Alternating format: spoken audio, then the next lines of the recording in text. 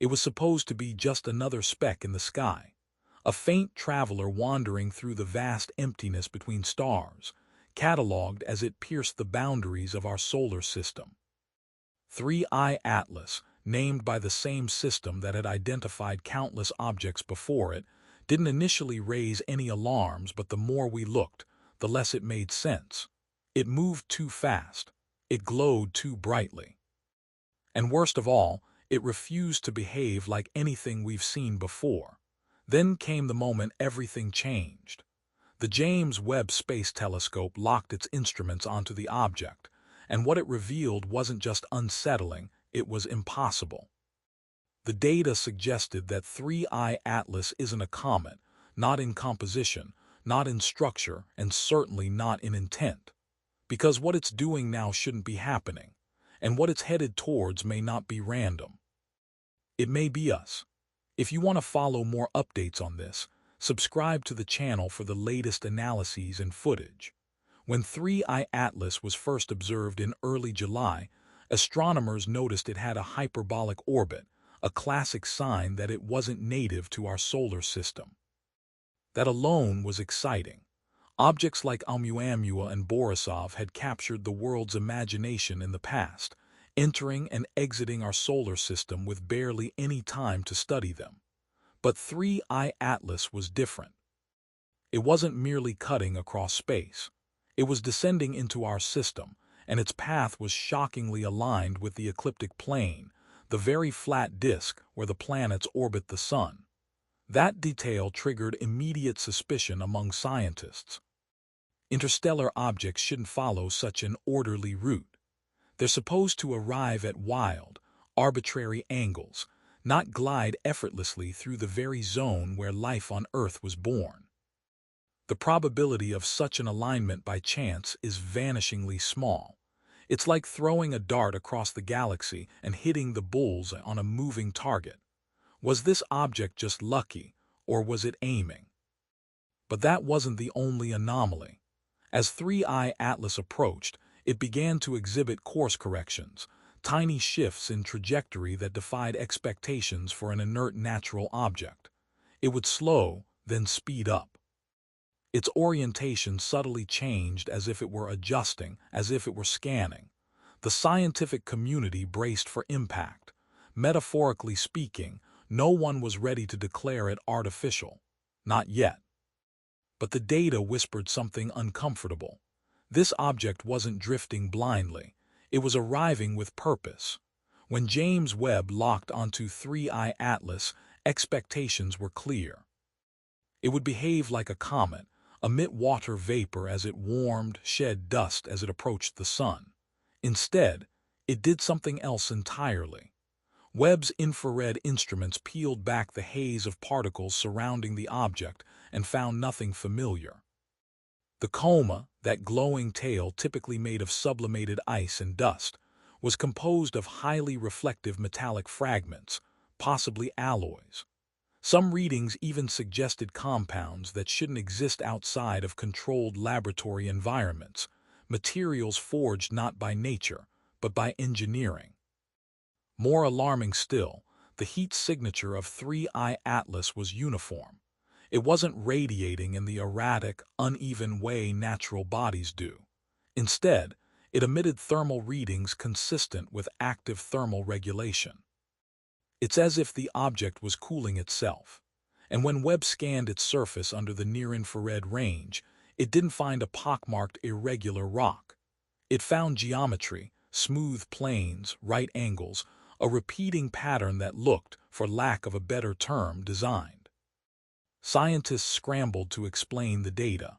Could it be a shattered fragment of a Dyson-like structure, a derelict probe from an extinct civilization? Or was it something new, a type of object we've never imagined, operating under physics we've yet to understand? Whatever it was, the label comet could no longer hold. This was no frozen ball of dust. This was something else entirely, something far beyond our current definitions of celestial objects. Then came the signal. At first, it was dismissed as background noise, an anomaly in the data. But as more observatories pointed their radio telescopes toward 3I Atlas, the same pattern began to emerge. A low-frequency pulse repeating at irregular intervals. It didn't match any known cosmic sources, not pulsars, not quasars, not magnetars. Instead, it seemed localized, tied to the object itself. And then something stranger happened. The pulse began to change depending on who was listening. Ground stations in South America, Europe, and Asia all reported slightly different sequences, as if the object was not just emitting a signal, but responding. One set of readings even matched frequencies used in deep space telemetry, the kind we use to communicate with our own probes. Analysts fed the data into AI interpretation models, and what came back was cryptic bursts of structured logic that hinted at syntax, structure, intent. It was as if the object wasn't just speaking, but adapting its language, probing our machines, learning our patterns, modifying itself in real time. The Webb team then made the decision to halt public updates, triggering a wave of speculation that hasn't stopped since. Because if the object is emitting a signal and that signal is targeted, who is it targeting? As the scientific world struggled to keep pace with the revelations, the institutions responsible for safeguarding public information went dark. NASA scrubbed several public entries from its small-body database, including earlier orbital simulations. ESA issued a cryptic statement suggesting 3I Atlas posed no immediate threat, but avoided any mention of the Webb findings. FOIA requests filed by journalists were met with silence or heavily redacted responses. And then came the leaks. An internal NASA memo hinted that the object had been tracked longer than previously disclosed, perhaps even before its official discovery. Webb may not have been the first to observe it, just the first to reveal the truth. Insiders claimed that U.S. Space Command had classified parts of the data, citing national security interest. But what could possibly make a comet a matter of security? Unless it wasn't a comet. Unless what they found was so far outside our current understanding that releasing the truth would collapse the public's sense of stability. If 3I Atlas is artificial, then someone or something made it. And if it's here now, the question is no longer what is it, it's why now. As more data from 3I Atlas was quietly disseminated among a handful of academic institutions, one particular research group began to analyze the frequency modulation patterns in the signal, not from an astronomical standpoint, but a neurological one. Their findings were nothing short of disturbing. According to their internal report, portions of the signal resonate within the human alpha and theta brainwave ranges, frequencies associated with cognitive relaxation, intuition, and even dream states.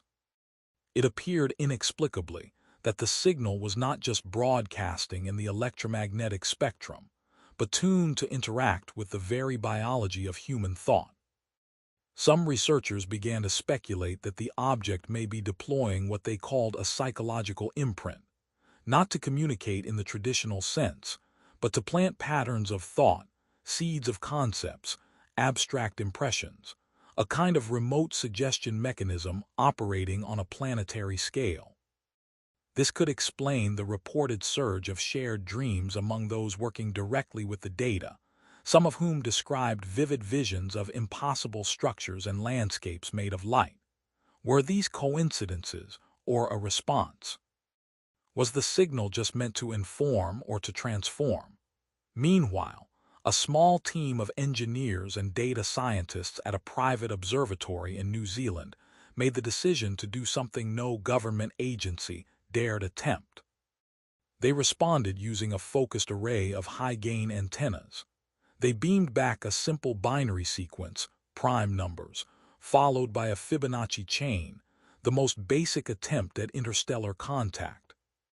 What happened next was never officially confirmed, but satellite logs from nearby facilities showed that minutes after the transmission, the signal from 3I Atlas inverted its modulation.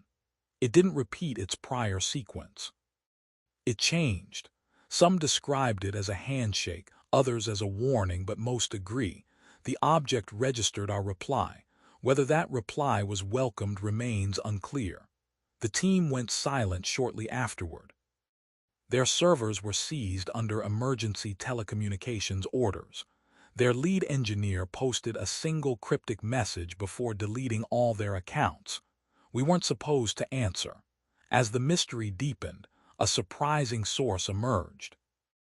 Ancient texts, not pseudoscientific ramblings or fringe theorists, but credible, peer-reviewed scholars who began to notice eerie similarities between the Three-Eye Atlas event and mythological accounts across multiple ancient cultures.